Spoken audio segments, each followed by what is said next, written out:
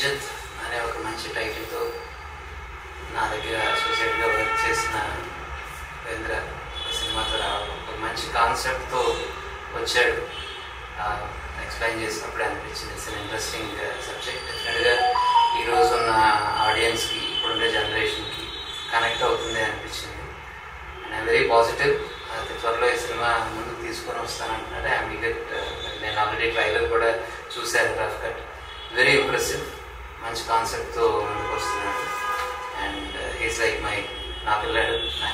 And I'm very proud that you know ఈ stage తీసుకొని వచ్చాడు. ఒక సబ్జెక్ట్ని ఎంతో వర్క్ చేశాడు.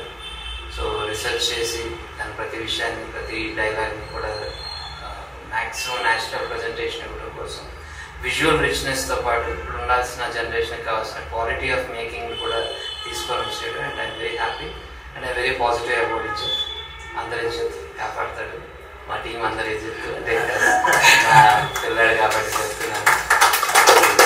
సపోర్ట్ చేసిన టీం అందరికీ కూడా ఐ హ్యాపీ. కంగ్రాచులేషన్స్ నా సైడ్ నుంచి. ఒక మంచి ప్రాజెక్ట్లో మీరు అందరూ పార్టిసిపేట్ అయ్యి ఉండటం.